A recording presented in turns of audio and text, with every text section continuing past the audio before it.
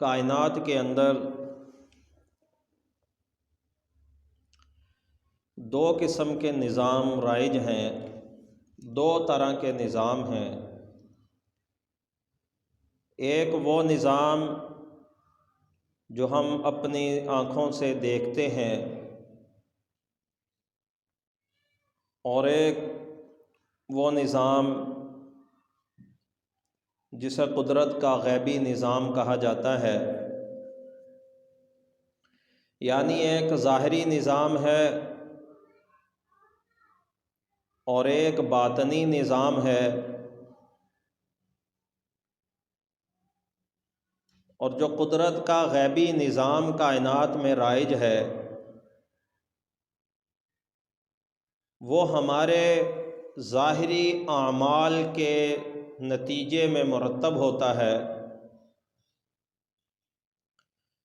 جس طرح کے ہمارے اعمال ہوں گے، جس طرح کے ہم کام کریں گے، نیکی کے یا بدی کے، اچھائی کے یا برائی کے، ہمارے انہی اعمال کی بدولت جیسے اعمال ہوں گے اسی طرح کا ہمارے ساتھ قدرت کا نظام پیش آئے گا۔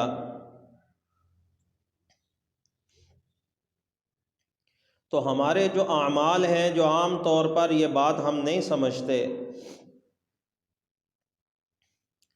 ہمارے جو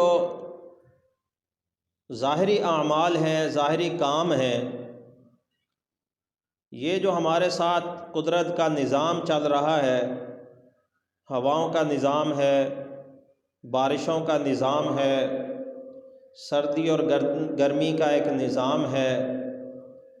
صحت اور بیماری کا ایک نظام ہے، سکون اور پریشانی کا ایک نظام ہے، تنگ دستی اور خوشحالی کا ایک نظام ہے، روزگار اور بے روزگاری کا ایک نظام ہے، سہولت، فراوانی اور تنگ دستی کا ایک نظام ہے۔ یہ سارے نظام یہ غیبی نظام ہیں جو ہمارے ارد گرد ہمارے ساتھ پیش آتے ہیں، ہمارے ساتھ رائج ہیں، اور یہ سارے نظام ہمارے اعمال کی بدولت ہمارے ساتھ چلتے ہیں۔ ان کے لیے جس طرح کے ہم اعمال کریں گے اسی طرح کے ہمارے لیے قدرت کی طرف سے ان میں فیصلے اتریں گے،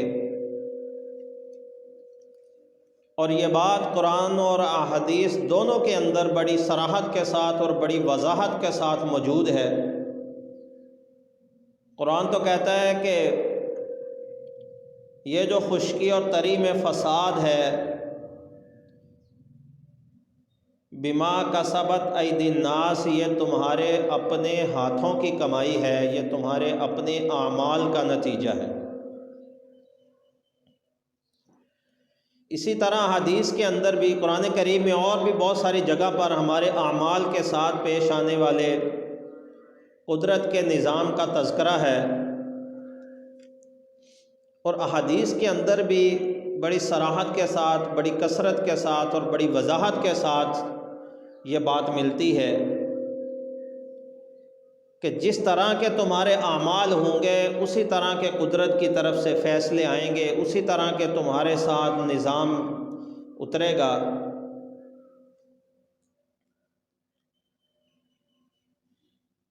مثلاً حدیث میں آتا ہے کہ جب لوگ زکوٰۃ کو روک لیں گے اور زمینوں کے عشر کو روک لیں گے تو ان پر قحط سالی مسلط ہو جائے گی، آسمان سے بارشیں کم ہو جائیں گی، آسمان سے بارشیں بے وقت اتریں گی، جب ضرورت ہوگی اس وقت بارش آئے گی نہیں،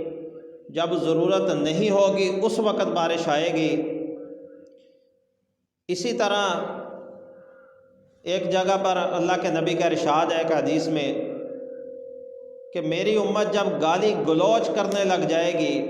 گالم گلوچ میں پڑ جائے گی، سب و شتم میں پڑ جائے گی، تو یہ اللہ کی نگاہوں سے گر جائے گی، اس کی وقعت ختم ہو جائے گی۔ اسی طرح ایک حدیث ہے، ترمذی شریف میں ایک حدیث ہے، حضرت ابو ہریرہ سے مروی ہے کہ اللہ کے نبی صلی اللہ علیہ وسلم ارشاد فرماتے ہیں،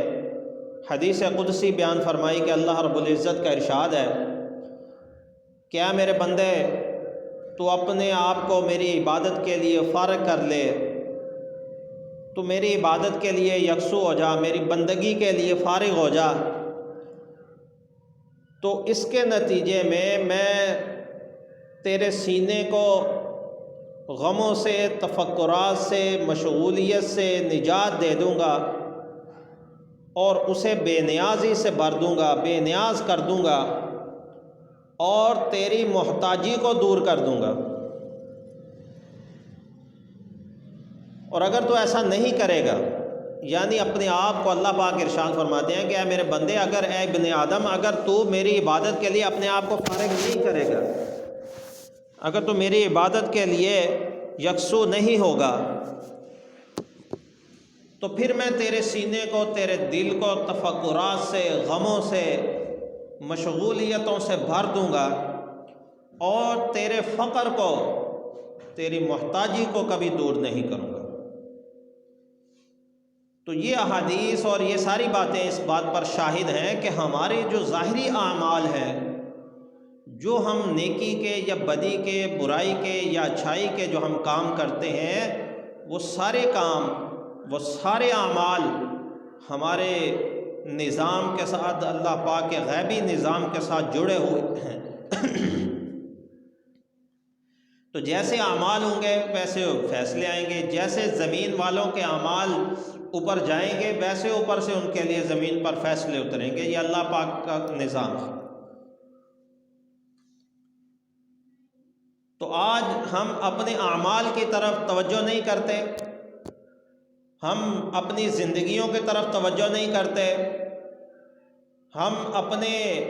رویوں کی طرف توجہ نہیں کرتے، تو پریشانیاں، تفکرات، محتاجیاں، غم یہ کبھی دور نہیں ہو سکتے۔ تو اللہ رب العزت کا یہ جو فیصلہ ہے یہ اٹل ہے اور ہمارے ساتھ یہ پیش آتا ہے، اس بات کو سمجھنے کی ضرورت ہے۔ آج ہمارے گھروں کے اندر بے سکونیاں ہیں، رزق کی تنگیاں ہیں، پریشانیاں ہیں، مصیبتیں ہیں۔ وہ گھر چھوٹا ہے یا بڑا ہے، وہ 2-4 لوگوں پہ مشتمل ہے یا 10-20 لوگوں پہ مشتمل ہے، نہ سکون ہے، نہ راحت ہے، نہ خیر ہے، نہ برکت ہے۔ تو یہ جو ہمارے ساتھ، دیکھیں یہ بھی اللہ کا عذاب ہے، یہ ناچاکیاں، یہ جھگڑے، یہ بھی اللہ کے عذاب کی ایک صورت ہے، یہ دلوں کے اندر نفرتیں، یہ بھی اللہ کے عذاب کی ایک صورت ہے، یہ رزق میں تنگی، یہ بے سکونی اور بے آرامی، یہ اللہ کے عذاب کی ایک صورت ہے۔ یہ پریشانیاں، یہ غم، یہ دل جو غموں سے بھرے ہوئے ہیں، جو تفکرات سے بھرے ہوئے ہیں، جو پریشانیوں سے بھرے ہوئے ہیں،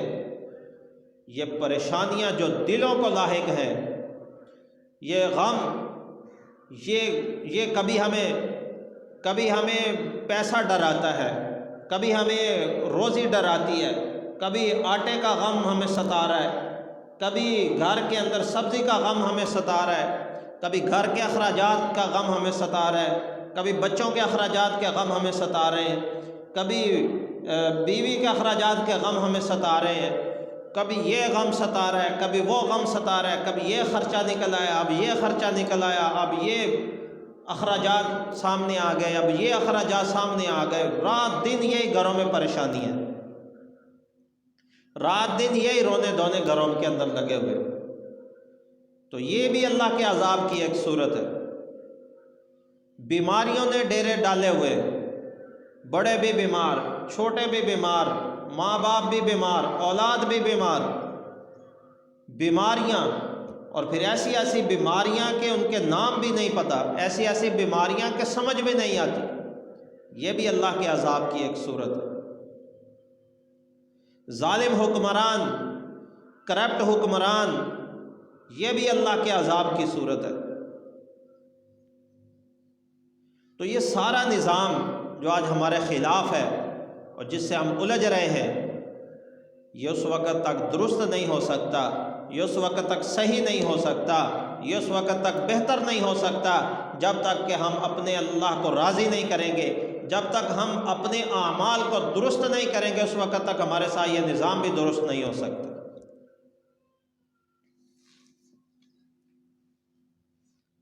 تو اللہ اور اس کے رسول کی غلامی میں آنا پڑے گا، اعمال کو درست کرنا پڑے گا۔ اب دیکھیں جھوٹ کی نحوست ہے، اب ہمارے گھروں کے اندر نحوستیں ہیں، ایسی نحوست ہے گھروں کے اندر کہ گھر کے 10 افراد ہیں، گھر کے اگر 10 افراد ہیں تو 10 کے 10 کما رہے ہیں۔ عورتیں گھروں کے اندر محنتیں کر کے کما رہی ہیں، بڑے کما رہے ہیں، چھوٹے کما رہے ہیں، گھر کا کوئی فرد ایسا نہیں جو کچھ نہ کچھ کمائی کے اندر نہ انوالو ہو اور کمائی نہ کر رہا ہو، کچھ نہ کچھ کما نہ رہا ہو۔ سارے گھر کے لوگ کمانے پہ لگے ہوئے ہیں اور پوری پھر نہیں ہو رہی، برکت پھر نہیں ہے۔ اور ایک ایسا وقت بھی تھا، ابھی جو بڑے بوڑھے ہمارے موجود ہیں کبھی ان سے پوچھیں، ایک ایسا وقت بھی تھا کہ گھر کا ایک فرد کماتا تھا تو سارا خاندان بیٹھ کے کھا لیتا تھا اور عیش کرتے تھے اور اچھا کھاتے تھے اور پیٹ بھر کے کھاتے تھے اور گھر کے اندر نعمتوں کی فراوانی ہوتی تھی۔ آج گھر کا ہر فرد کما رہا ہے، اور پھر صرف ایسے نہیں کما رہا، رات دن ایک کر کے کما رہا ہے، نہ سردی کا پتہ، نہ گرمی کا پتہ، نہ رات کا پتہ، نہ دن کا پتہ، سارا دن جانوروں کی طرح، مشین کی طرح کمائیوں پہ لگے ہوئے ہیں، کماؤ کماؤ کماؤ کماؤ، لیکن پوری ہو ہی نہیں رہی، برکت ہے ہی نہیں، سکون پھر نہیں ہے۔ یہ نظام جو ہے یہ اللہ کا عذاب ہے۔ اس کے لیے ہمیں اپنے گھروں کے اندر اپنے گھروں کے نظام کو بہتر کرنا ہوگا، درست کرنا ہوگا، اس کو رسول اللہ صلی اللہ علیہ وسلم کے لائے ہوئے معاشرتی نظام کے مطابق ترتیب دینا ہوگا، پھر جا کے اللہ کی رحمت اور برکتیں ہمیں حاصل ہوگی۔ آج جھوٹ عام ہے، گھروں کے اندر جھوٹ عام ہے، بیوی اپنے شوہر سے جھوٹ بول رہی ہے، شوہر اپنی بیوی سے جھوٹ بول رہا ہے، بچے اپنے ماں باپ سے جھوٹ بول رہے ہیں، ماں باپ اپنے بچوں سے جھوٹ بول رہے ہیں، گھروں کے اندر چغلیاں عام ہیں، حسد عام ہے، کینے اور بغض عام ہے، تو پھر برکتیں کہاں سے آئیں گی؟ یہ سارے اعمال تو نحوستوں والے ہمارے اندر، تو خیر والا عمل تو ہم کرتے ہی نہیں ہیں، تو پھر خیر آئے گی کہاں سے؟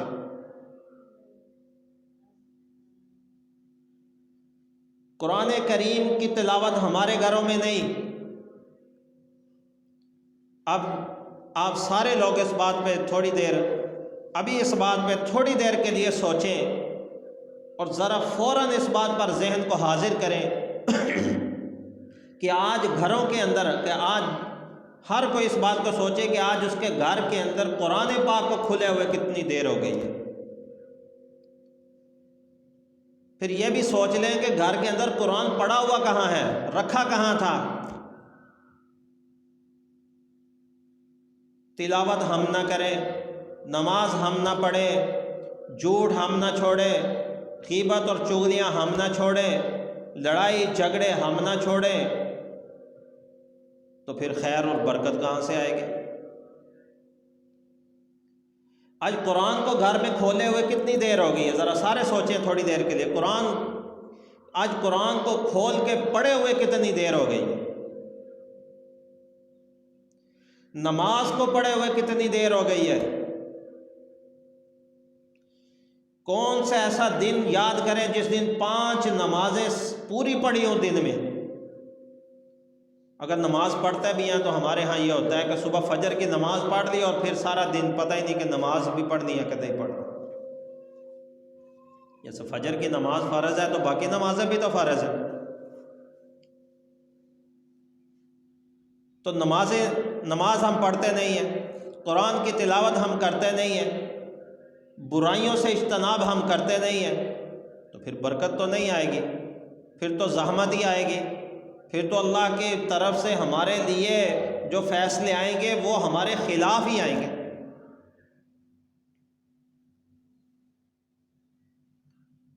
تو نماز، قرآن کی تلاوت نہیں کریں گے ہم، نماز 5 منٹ 10 منٹ نکال کے ہم نماز گھر میں نہیں پڑھیں گے۔ خیر گھر میں اللہ اور اس کے رسول کے تذکرے اور دین کے تذکرے اور سنت اعمال کی زندگی گزارنے کے لیے کسی کی کوئی فکر نہیں ہوگی، لیکن آدھی آدھی رات تک گھروں کے اندر میوزک کی آواز ضرور آئے گی، ٹیلی ویژن ضرور چلیں گے، آدھی آدھی رات تک جب تک ڈرامہ نہیں دیکھا تب تک نیند نہیں آئے گی، فلمیں دیکھنے کے بغیر سکون نہیں آئے گا، دن نہیں گزرے گا۔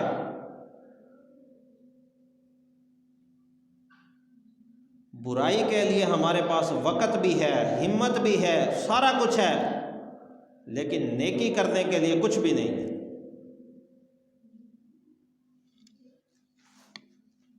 پھر آدھی آدھی رات تک ہم ڈرامے دیکھو، موبائل دیکھو اور میوزک سنو اور برائی کی باتیں کرو، آدھی رات کو سوئیں گے اور پھر صبح جب سورج سر پہ آ جائے گا پھر اٹھیں گے اور اٹھ کے پھر جانوروں کی طرح اپنے کام کاج پہ نکل جائیں گے، پھر شام کو آئیں گے وہی، تو پھر خیر اور برکت نہیں آئے گی۔ جب ہم اس طرح کے طرز معاشرت کو اپنائیں گے، جب ہم اس طرح کے طرز زندگی کو اپنائیں گے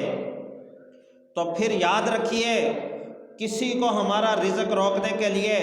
ہمیں پریشانیوں میں مبتلا کرنے کے لیے، ہمیں آزمائشوں کا شکار کرنے کے لیے کسی کو تعویذ کرنے کی ضرورت نہیں، کسی کو جادو کرنے کی ضرورت نہیں۔ یہ سارے اعمال ہمارے خلاف ہیں اور ہمارے رزق اور ہمارے سکون کے خلاف ہیں۔ پھر آپ تعویذ لینے چلے جائیں، آپ پیروں کے پاس چلے جائیں، آپ جہاں مرضی باغ دوڑ کر لیں، پھر کوئی چلہ، کوئی وظیفہ آپ کے کام نہیں آئے گا، کوئی تعویذ آپ کے کام نہیں آئے گا، جب تک کہ ہم اپنے کام پر نہیں لوٹیں گے، جب تک کہ ہم رسول اللہ صلی اللہ علیہ وسلم کے دیے ہوئے طرز زندگی کی طرف نہیں لوٹیں گے، جب تک ہمارے گھروں کی نظام، ہمارے گھروں کا رہن سہن، ہمارے گھروں کی ترتیب جب تک رسول اللہ صلی اللہ علیہ وسلم اور صحابہ کے گھروں پر بنیادوں پر نہیں اٹھائی جائے گی، ان کے گھروں کا طرز عمل ہم نہیں اپنائیں گے، جب تک ہماری زندگی کے اندر اللہ اور اس کے رسول کی اطاعت نہیں آئے گی، جب تک ہماری زندگی کے اندر اللہ اور اس کے رسول سے محبت نہیں آئے گی، ہماری زندگیاں جب اللہ اور اس کے رسول کے دیے ہوئے طور طریقوں کے مطابق نہیں ہوں گی، تو ہمیں کوئی دنیا کی چیز، کوئی تعویذ، کوئی عمل، کوئی وظیفہ اور کوئی چلہ، کوئی جتن ہمیں سکون نہیں دے سکتا، ہمیں ان آزمائشوں سے نہیں نکال سکتا، ہمیں ان پریشانیوں سے نہیں نکال سکتا۔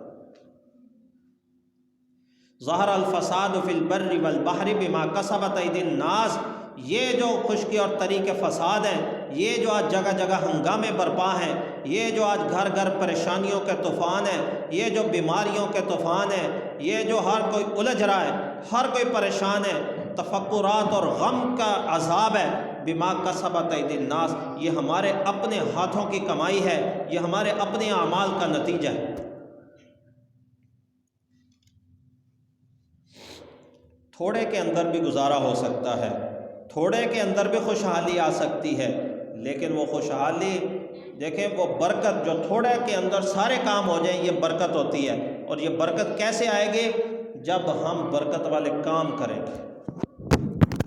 جب ہم برکت والے کام نہیں کریں گے تو پھر خوشحالی کیسے آئے گی؟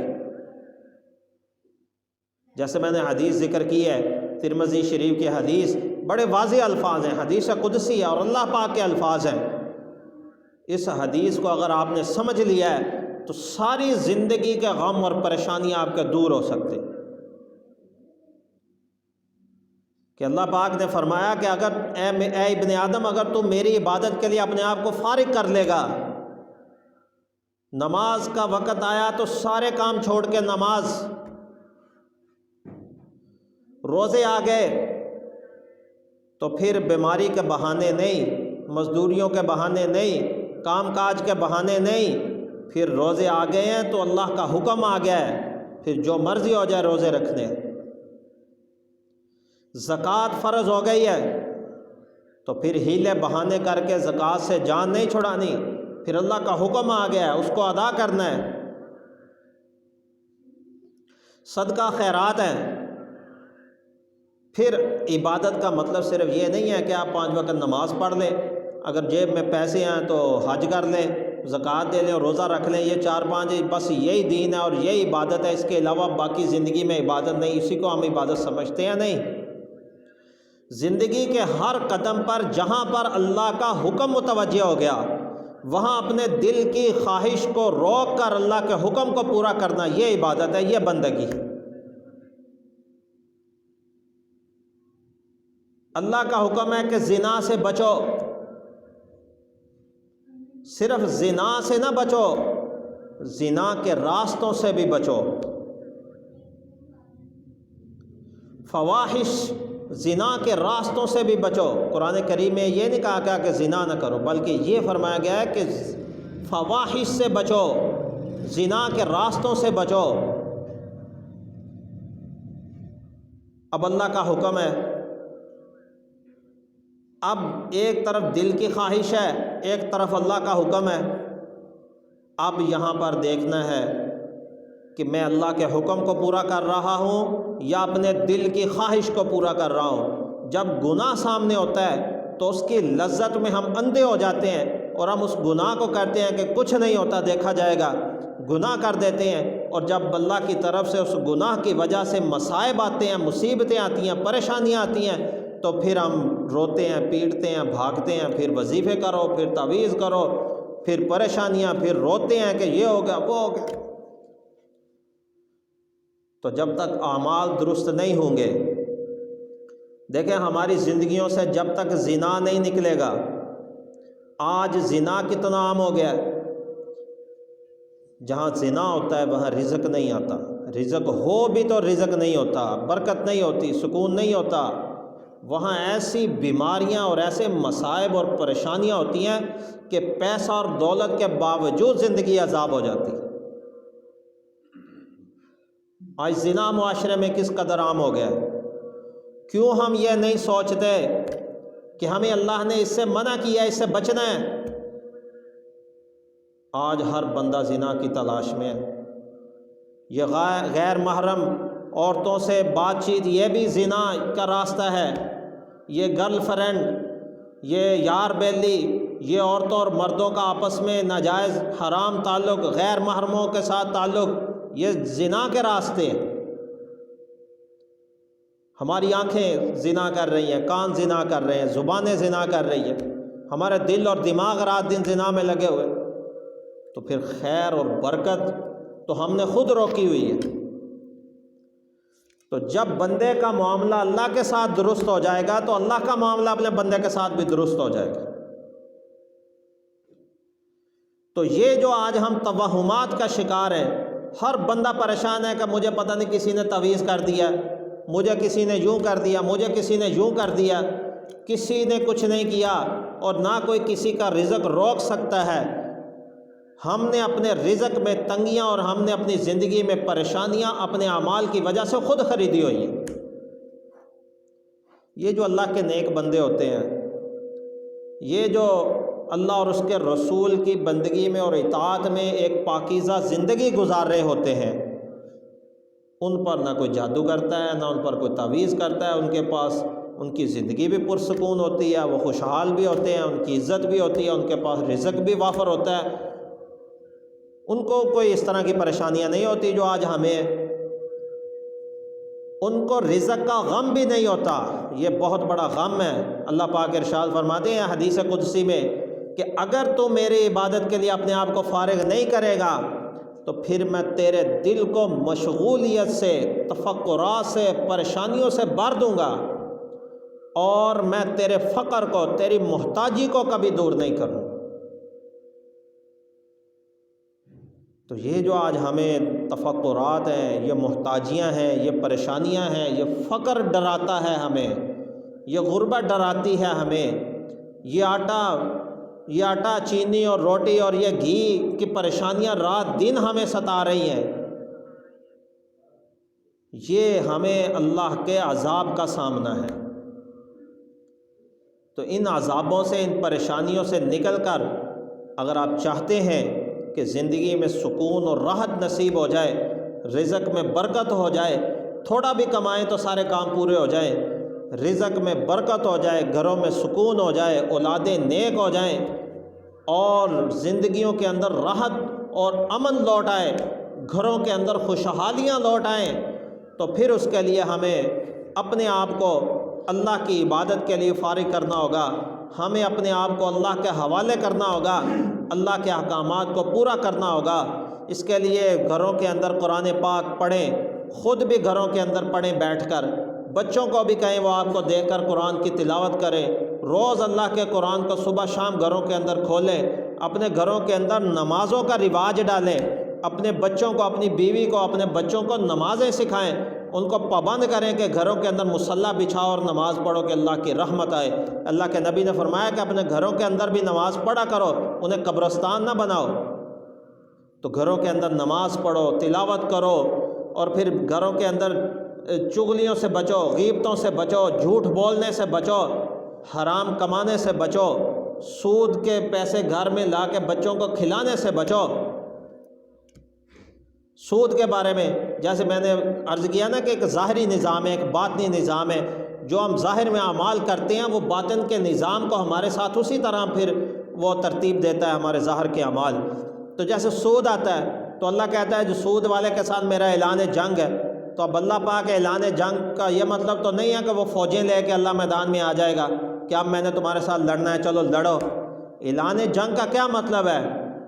کہ پھر تمہاری اور میری جنگ یہ ہے کہ تم سکون اور راحت تلاش کرو گے، میں تمہیں سکون نہیں دوں گا۔ تم رزق کے اندر فراوانی تلاش کرو گے، تمہیں جتنا بھی رزق ہوگا لیکن خوشحالی نہیں آئے گی۔ پھر بیماریوں کے ساتھ لڑتے رہو گے، بیماریوں سے جان نہیں چھوٹے گی، بیماریوں سے لڑتے رہو گے، جان نہیں چھوٹے گی، پریشانیوں سے لڑتے رہو گے، ساری زندگی پریشانیوں سے نجات نہیں ملے گی، غموں سے لڑتے رہو گے، ساری زندگی نجات نہیں ملے گی۔ یہ ہمارے اعمال کے نتیجے ہیں کہ آج ہم اللہ کے ساتھ، اس کے نظام کے ساتھ لڑ رہے ہیں، لیکن ہم اس کے اندر ساری زندگی لڑتے لڑتے مر جائیں گے، لیکن اس نظام سے کبھی، ان پریشانیوں سے ہم اس کے علاوہ چھٹکارا پا ہی نہیں سکتے کہ چھٹکارے کا جو راستہ اللہ نے بتایا ہے۔ مرض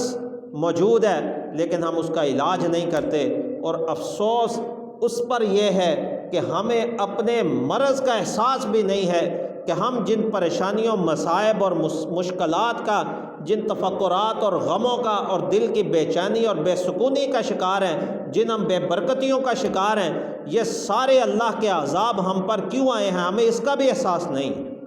احساس ہوگا تو علاج ہوگا۔ تو پہلے اس کا احساس پیدا کر لیں کہ آج ہم جتنی بھی مشکلات اور پریشانیوں کا شکار ہیں وہ ہمارے برائیوں کی وجہ سے ہے، ہماری بدعمالیوں کی وجہ سے ہے۔ وہ ان سے ہمیں چھٹکارا اس وقت نہیں مل سکتا جب ہم اللہ اور اس کے رسول کی اطاعت کی طرف نہیں آئیں گے، جب ہم برائیوں کو چھوڑ کے نیک اعمال کی طرف نہیں آئیں گے، جب ہم حرام کے راستوں کو چھوڑ کے حلال کے راستوں پر نہیں آئیں گے، جب ہم حرام کی کمائیوں کو چھوڑ کے، جھوٹ سے کمائی ہوئی، دھوکے سے کمائی ہوئی، فراڈ کر کے کمائی ہوئی، سود کے ذریعے کمائی ہوئی، کسی کو دھوکہ دے کے کمائی ہوئی، کسی کے ساتھ زبان سے، قول و فعل سے دھوکہ دے کے کمائی ہوئی رزق ہمارے گھروں میں آنے بند نہیں ہوں گے، تب تک ہمارے گھروں کے اندر سکون نہیں آئے گا، راحت نہیں آئے گی۔ اسی طرح ہم اپنی زندگیوں سے الجھتے رہیں۔ دعا ہے کہ اللہ پاک ہمیں عمل کی توفیق عطا فرمائے اور ہمیں اعمال کے اندر نیک اعمال کرنے کی توفیق عطا فرمائے۔ وما علینا الا البلاغ۔